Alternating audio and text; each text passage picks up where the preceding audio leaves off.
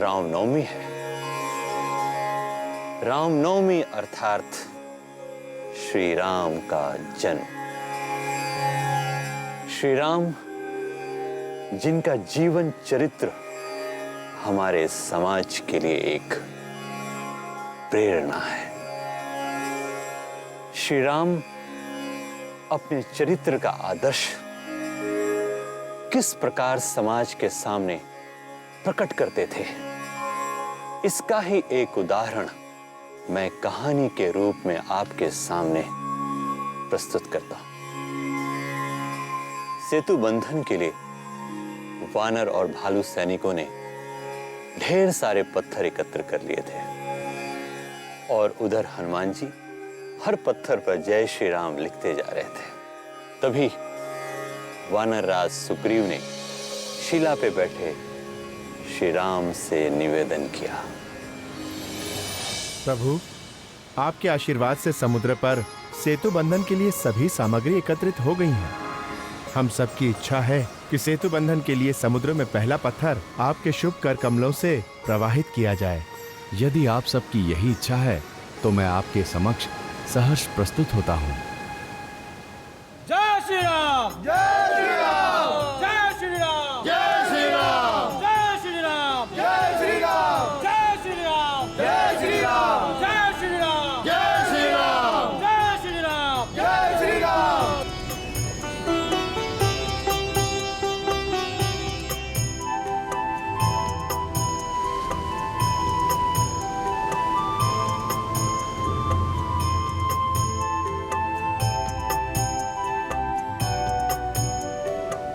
जय श्री राम, जय श्री राम, जय श्री राम। बजरंगबली, आपने सभी पत्थरों पर जय श्री राम लिख दिया। प्रभु अपना नाम लिखा पत्थर अपने हाथों से प्रवाहित नहीं करेंगे।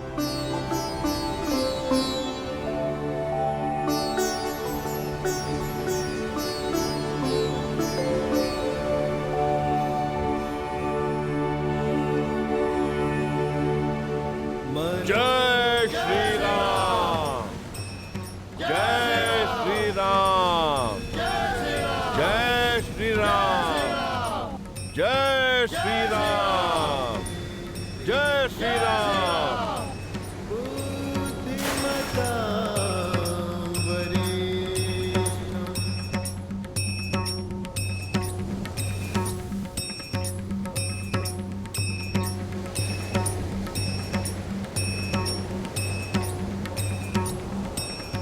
ऋक्षराज जामवंत, ये तो शुभ मुहूर्त में ही अपशकुन हो गया। प्रभु राम द्वारा प्रवाहित पत्थर समुद्र में डूब गया। बजरंगबली, शुभ मुहूर्त में अपशगुन हो जाने से हम सभी व्यथित हैं, परंतु आपके उल्लास का कारण? यह अपशकुन नहीं है ऋक्षराज, ये तो एक शिक्षा है, आज के लिए भी और भविष्य के लिए भी। कैसी शिक्षा हनुमान जी? ये शिक्षा ऐसी है विभीषण जी, जो प्रभु के हाथ से छूटेगा वो तो डूबेगा ही डूबेगा। जय श्री राम, जय श्री राम, जय श्री राम, जय श्री राम। प्रिय नलनील, तुम दोनों मिलकर इस कार्य सेतु का आरंभ करोगे और ये सेतु तुम्हारे ही शुभ हाथों से निर्मित होगा। जय श्री राम, जय श्री राम, जय श्री राम, जय श्री राम, जय श्री राम, जय श्री राम, जय श्री राम, जय श्री राम, जय श्री राम, जय श्री राम, जय श्री राम।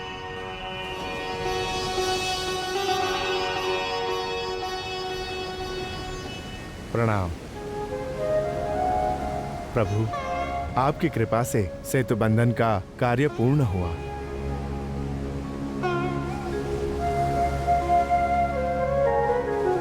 वानर राज सुग्रीव और ऋक्षराज जामवंत,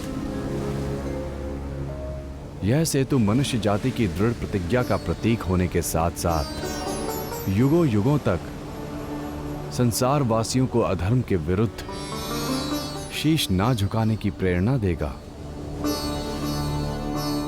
इस सेतु निर्माण के लिए आप सभी बधाई के पात्र हैं। जय श्री राम, जय श्री राम।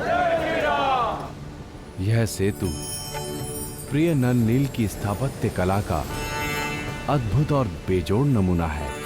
प्रभु अब अभियान प्रारंभ की आज्ञा दें। वानर राज सुग्रीव, अभियान प्रारंभ करने से पहले मैं अपने आराध्य भगवान शिव का शिवलिंग स्थापित करके विधिवत पूजन करना चाहता हूँ। विधिवत शिव पूजन करने के लिए तो किसी योग्य ब्राह्मण की आवश्यकता होगी प्रभु। तो किसी योग्य ब्राह्मण देवता को सादर आमंत्रित कीजिए। क्षमा कीजिए प्रभु।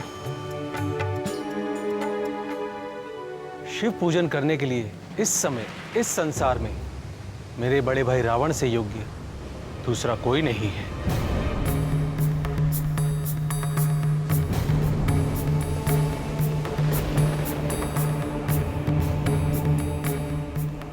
महाराज विभीषण, रावण यहाँ कैसे आ सकते हैं?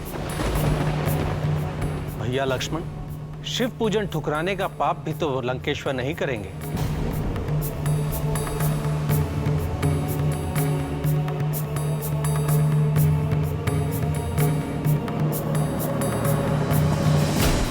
विश्वानंदन लंकेश्वर रावण, मैं लंका अभियान प्रारंभ करने से पहले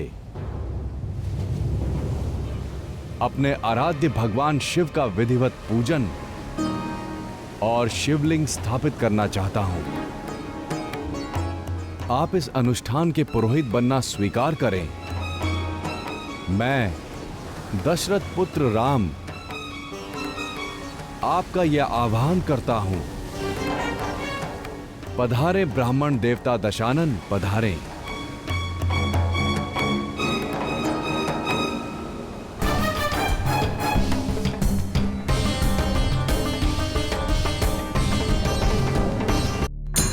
समझ नहीं आता कि वनवासी मुझे क्यों पुकार रहा है।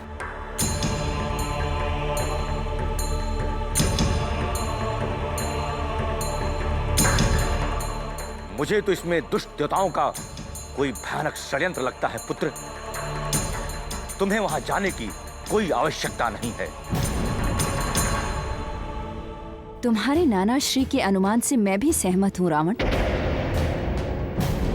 ये दुष्ट और शत्रु देवताओं का कोई भयानक षड्यंत्र है।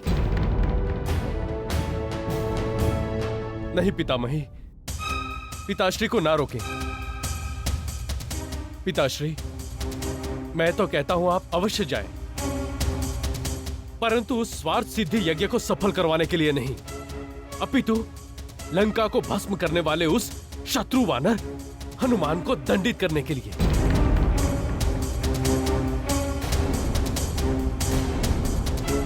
उसे उस वनवासी राम के सामने ही दंडित करना चाहिए। वह बंदर मेरे हाथों अवश्य दंडित होगा पुत्र मेघनाथ, परंतु इस समय हम उसकी नहीं, वनवासी राम के आह्वान की चर्चा कर रहे हैं। पुत्र रावण, तुम्हारा वहां जाना उचित नहीं है। इससे बड़ी बात यह रावण कि क्या तुम अपने घोर शत्रु राम की विजय का अनुष्ठान करवाने जाओगे? फिर तो तुम्हारी पराजय निश्चित है।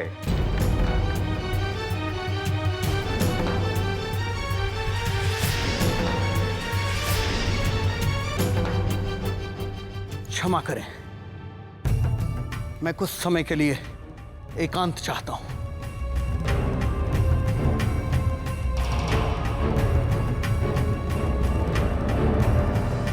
महारानी मंदोदरी, वनवासी राम के निवेदन को तो आपने अवश्य सुना होगा। तो आपने क्या निश्चय किया है स्वामी?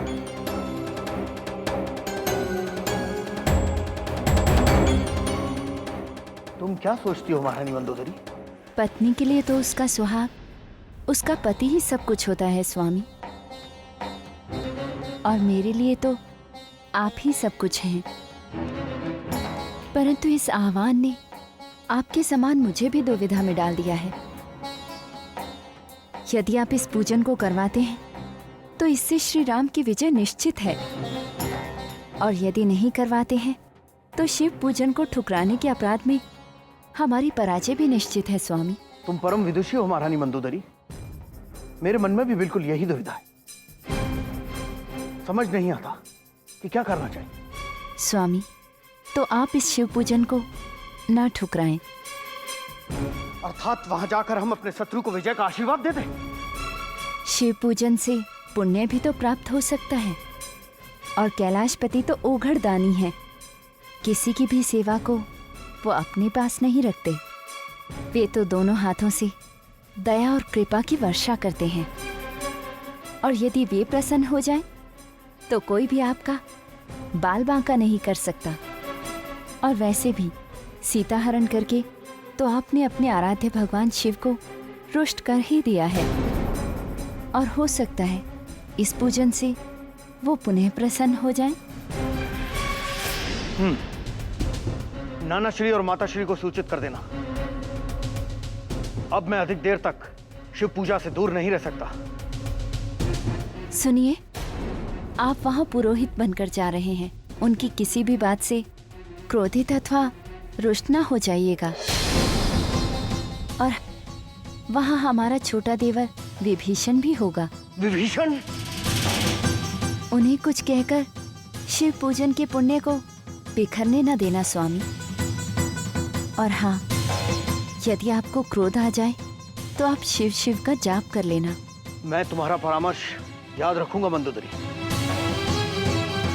हे भोलेनाथ, इन्हें सद्बुद्धि देना जिससे ये सत्कर्म के मार्ग पर चल सके। हर हर महादेव।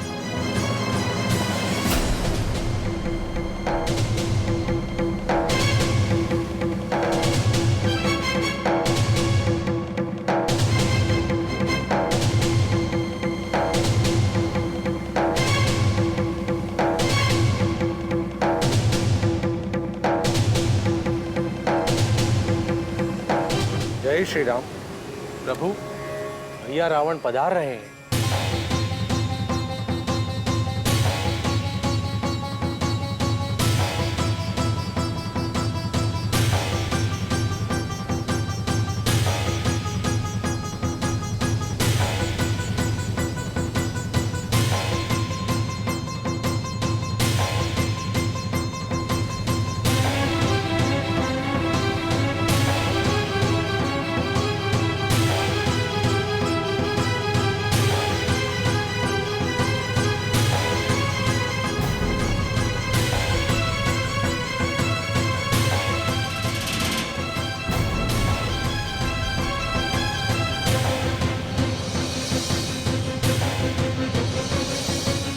शिव पूजन में आपका स्वागत है ब्राह्मण देवता। आइए, पधारिए। मैं यहाँ आसन ग्रहण करने नहीं आया हूँ वनवासी राम। मैं यहाँ शिव पूजा के निमित्त आया हूँ। मुहूर्त बहुत शुभ है। तत्परता से शिव पूजन आरंभ करवाएं। हनुमान जी,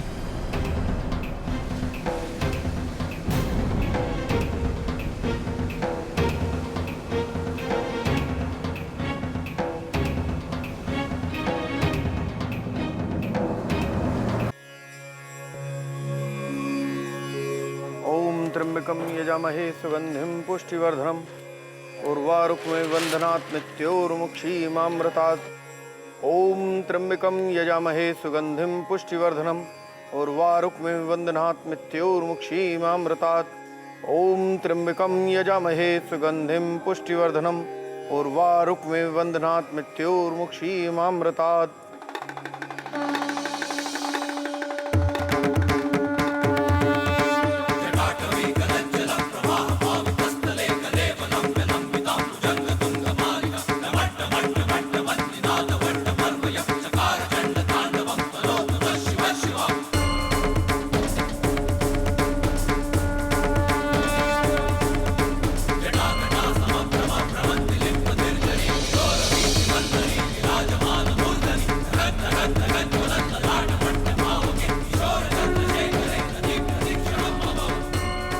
राम, आपके द्वारा स्थापित और पूजित मेरा ये लिंग संसार में रामेश्वर ज्योतिर्लिंग के नाम से प्रसिद्ध होगा। जो भी भक्त यहाँ आपका स्मरण करते हुए हमारी पूजा करेगा, हम उसकी मनोकामना अवश्य पूर्ण करेंगे। मैं और देवी पार्वती अंश के रूप में इस लिंग में सदा के लिए विराजमान रहेंगे।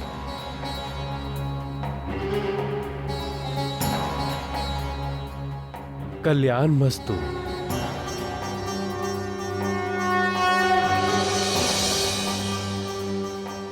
रामेश्वर ज्योतिर्लिंग की, रामेश्वर ज्योतिर्लिंग की, रामेश्वर ज्योतिर्लिंग की। शिव पूजन संपूर्ण हुआ। अब हम प्रस्थान करेंगे।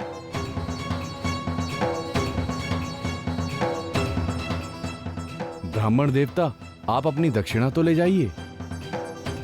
किसी भी पूजन और अनुष्ठान के बाद यदि पुरोहित को दक्षिणा ना दी जाए तो उसका पुण्य नहीं मिलता। वनवासी राम, तुम बार बार दक्षिणा देने का क्या दम भरते हो? तुम्हारे पास है क्या जो तुम मुझे दक्षिणा दो? आप मांगिए तो मैं प्राण देकर भी आपकी इच्छा पूर्ण करूंगा। प्राणों की रक्षा के लिए तो तुमने ये पूजा करवाई है राम, उसे मैं कैसे छीन सकता हूं? और जहां तक मांगने की बात है, तो तुम्हारे पास ऐसा है क्या जो तुम मुझे दोगे? अयोध्या के राजकुमार थे, पिता ने घर से निकाल दिया। घर द्वार, धन दौलत कुछ भी तो नहीं है तुम्हारे पास। एक सुंदर पत्नी के पति थे जिसका हरण मैंने किया है। जीवन साथी भी नहीं है तुम्हारे पास। और अब रहा यह धनुष जिसकी सफलता के लिए तुमने मुझसे शिव पूजन करवाया है राम, इसे तो मैं मांग नहीं सकता। फिर बचा क्या है तुम्हारे पास जो तुम मुझे दोगे?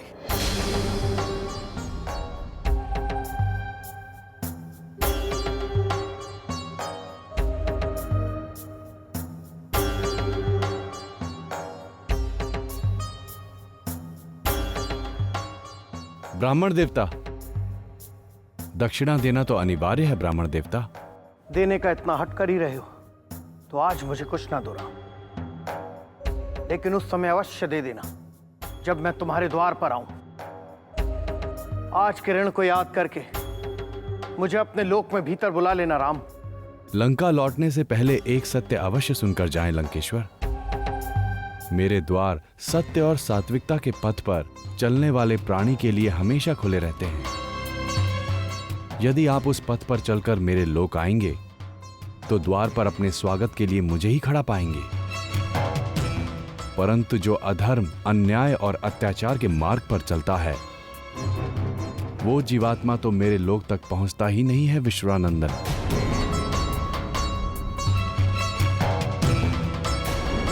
श्री राम पापी रावण से नहीं, उसके पापों से घृणा करते हुए उन्हें जीवन का रहस्य समझा दिया कि मेरे द्वार उसके लिए खुले रहते हैं जो सत्य, अहिंसा, प्रेम और सदाचार का आचरण करता है।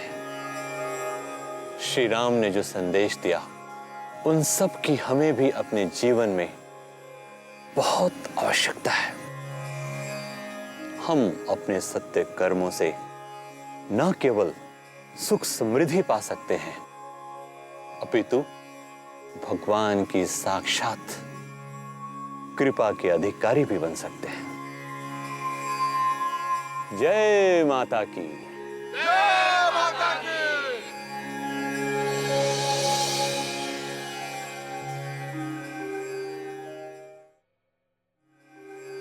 हम आपके आभारी हैं कि आपने नवरात्रि में 9 दिनों तक लगातार हमारा साथ दिया और आपने जानी कई ज्ञानवर्धक बातें।